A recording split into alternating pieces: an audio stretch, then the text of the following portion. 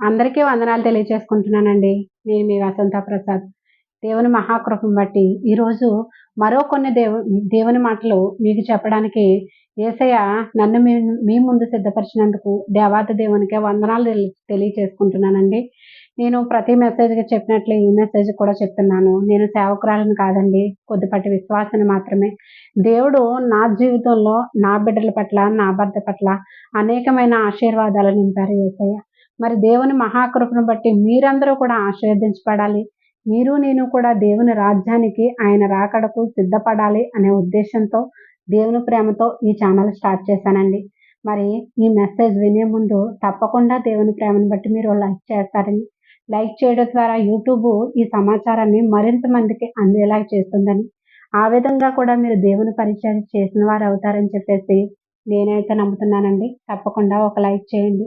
మరి ఈరోజు దేవుడు మాట్లాడే మాటలను బట్టి ఈరోజు చిన్న ప్రార్థన చేసుకుందామండి. పరిశుద్ధుడైన తండ్రి, మీ ప్రేమను బట్టి, మీ కృపను బట్టి అనేక వందనాలు.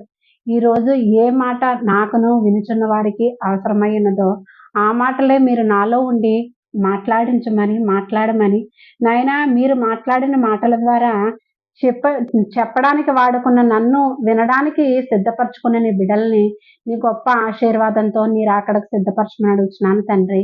ఆమేన్. మరి ప్రతి ఒక్కరూనండి దేవునికి ప్రార్థన చేసుకుంటారు. ప్రార్థన చేసుకున్న వారందరూ కూడా ఏం చేస్తారు అనంటే కనుక దేవుడు మాకు ఈ కార్యం చేశాడు. దేవుడు నా మొర ఆలకించాడు. ఖచ్చితంగా దేవునికి నేను ప్రార్థన చేసుకున్నాను కాబట్టి దేవుడు నాకు ఈ సమస్య నుండి నన్ను రక్షించాడు అని చెప్పేసి మనం అందరం కూడా సాక్ష్యం చెప్తాం. అంటే దానికి అర్థం ఏంటండి? అంటే మనం ఏం ప్రార్థన చేసుకున్నా కూడా మన మాట దేవుడు ఖచ్చితంగా వింటున్నాడనే కదా అర్థం. మరి మన మాట అనేది ప్రార్థన ద్వారా దేవుడికి మనం విన్నవించుకున్నప్పుడు మనకి అనేక సహాయాలు దేవుడు దయచేస్తున్నాడని మనం నమ్మినప్పుడు మరి మనం చెప్పిన మాట ప్రతిదీ దేవుడు వింటున్నాడు కాబట్టి మరి పరిశుద్ధుడైన దేవుడు మనకు చెప్పిన మాటలు నిజము కాదా అని చెప్పేసి మనకి అనాలోచితమైన ఆలోచన ఎందుకు వస్తుంది కొంతమంది క్రైస్తవులకి అనేది ఈరోజు పాఠం అండి. ఎందుకు అనంటే గనక మరి దేని గురించి ఈ మాటలు అనంటే గనక ప్రభు మన ప్రార్థన వింటారు. ప్రభు మనకు ప్రతిదీ సమాధానాన్ని దయచేస్తారు. కానీ ప్రభు చెప్పిన మాట నిజమని మనం నమ్మం కదా! మనం నమ్మకుండా జీవితాలు గడిపేస్తున్నారు చాలామంది క్రైస్తవులు. అంటే దేనికి అనంటే గనక దేవుని మాటకు లోబడాలి. అంటే దేవుడు మరలా మన కొరకు స్థలాన్ని సిద్ధపరచడానికి వెళ్ళాను. స్థలాన్ని సిద్ధపరచడానికి వెళ్తున్నాను అని చెప్పేసి దేవుడు చెప్పాడు. మరలా దేవుని రాకడ వస్తుంది అని కూడా దేవుడు చెప్పాడు.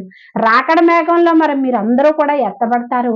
ఆ రాకడకి ఏ విధంగా ఉండాలో మీరు తయారవ్వాలి అని చెప్పేసి అనేకమైన సేవకుల ద్వారా దేవుడు మనకి మరి మాట్లాడుతున్నారు వాక్యం ద్వారా. మరి దేవునికి లోబడ్డవారు ఎప్పుడూ కూడా ఆయన నీడలో చల్లని జీవితాన్ని గడుపుతూ ఉంటారండి.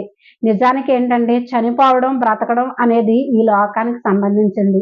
కానీ మనం దేవుని దృష్టిలో చనిపోయినా కూడా బ్రతికేవారిగా ఉండాలి అనంటే కనుక దేవుడి రాజ్యానికి మనం సిద్ధపడాలనే ఆలోచనలు మనం కలిగి ఉండాలి. అంటే క్రైస్తవులు అని క్రీస్తు బిడ్డలు అని చెప్పుకున్న వారే దేవుని రాకడ నిజంగా వచ్చేస్తదా? ఆయన మరలా వచ్చి మనల్ని తీసుకెళ్తారా? అసలు నిజానికి పరలోక రాజ్యం అంటూ ఒకటుందా అసల? ఎందుకంటే మరి పరలోక రాజ్యం ఉందో లేదో ఎవరికి తెలుసు? ఎందుకొచ్చిన గొడవ ఈ లోకానికి సంబంధించిన సమస్యలు ఏవైనా ఉంటే దేవునికి సమర్పించుకుని ఆ సమస్యలు తీర్చేలాగా దేవుడు ఉంటే చాలు. పరలోక రాజ్యం గురించి అంత దూరం అంత ఆలోచించాలా? నిజంగా అది ఉందో లేదో అనుకునే క్రైస్తవులు మట్టుకు లేకపోలేదండి. కానీ ఈరోజు దేవుడు మాట్లాడుతున్నాడు. మరి మనుషులు మాట్లాడిన మాటలైతే మాట ఇచ్చి తప్పుతారు. మనుషుల మాటలు మాట్లాడడంలో అయితే యథార్థత ఉండదు కానీ దేవుడు జీవం కలిగిన వాడు కదండి. ఆయన పరిశుద్ధుడు కదా! ఆయన మాట ఇచ్చి తప్పని దేవుడు కదా! ఒక వాగ్దానాన్ని మరి మనకిచ్చి అది నెరవేర్చే దేవుడే గాని మన జీవితం నుంచి ఆ వాగ్దానం త్రోసివేసే దేవుడు ఎప్పటికీ కాదు కదా! మరి రాకడ విషయంలో ఎందుకు దేవుణ్ణి మనం పట్టించుకోవడం లేదు?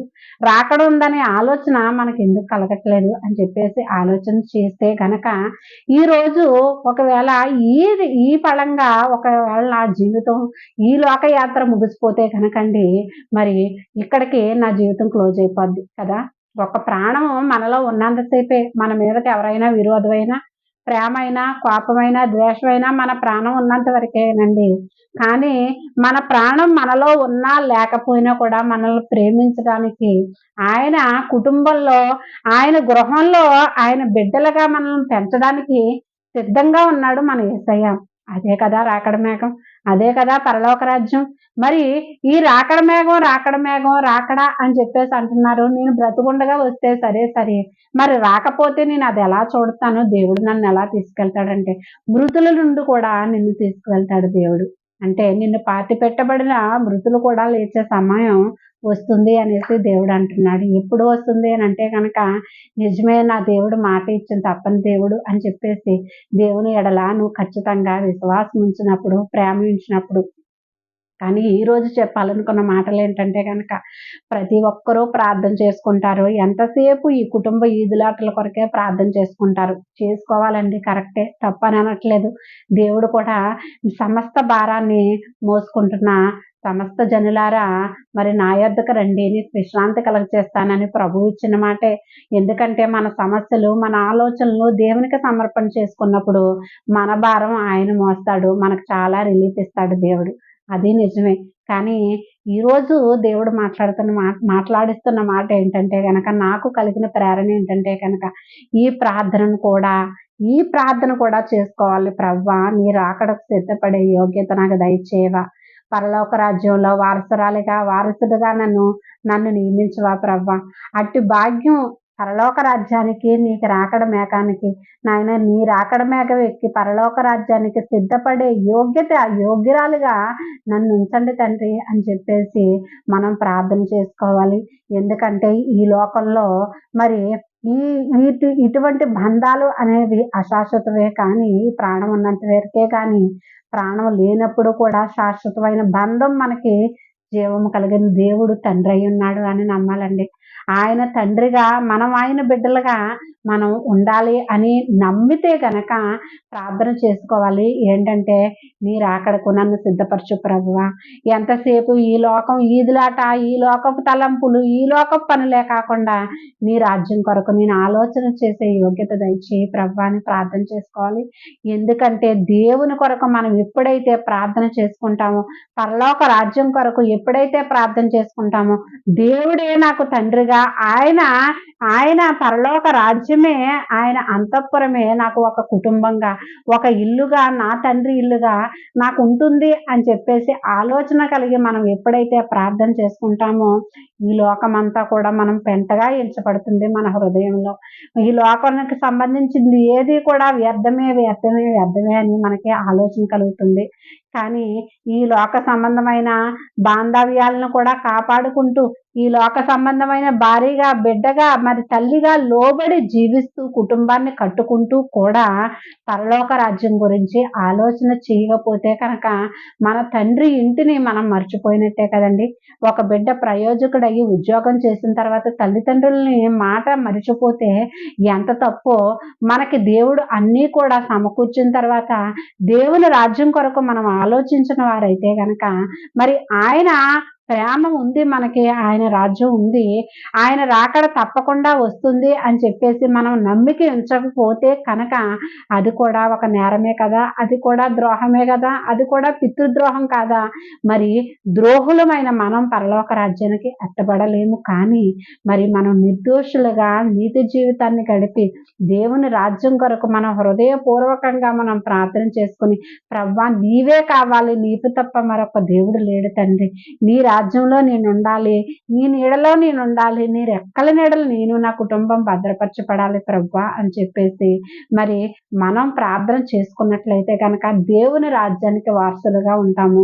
ఆయన రాకడ వస్తుంది అని నమ్మి ప్రార్థన చేసుకుని మరి మనం పరలోక రాజ్యానికి ఎత్తబడతామనే మాటను కూడా నమ్మి విశ్వసించి దేవుణ్ణి మనం అడిగినప్పుడు దేవుడు సంతోషించి మన కోరికల్ని ఇన్ని కోరికలు తీర్చిన దేవుడు ఆయన కుటుంబంలో చేర్చుకోవడానికి మన కోరికను తీర్చిన వాడై ఉంటాడు అని అయితే నేనైతే నమ్మనండి.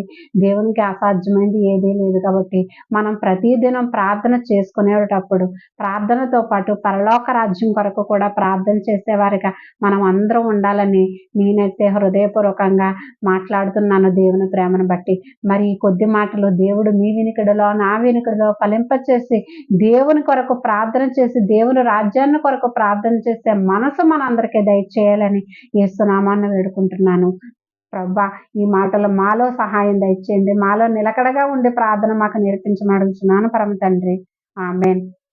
మరి ఈ మెసేజ్‌ని బట్టి మీరు రాకడ కొరకు ప్రార్థన చేసుకోవాలని, పరలోక రాజ్యం కొరకు ప్రార్థన చేసుకోవాలని దేవుడు మాట ఇచ్చి తప్ప దేవుడిని నమ్మి ప్రార్థన చేసుకోవాలని నేనైతే కోరుకుంటున్నానండి. అందరికీ వందనమన్నాతలు తెలియజేసుకుంటున్నాను. Thank you for watching.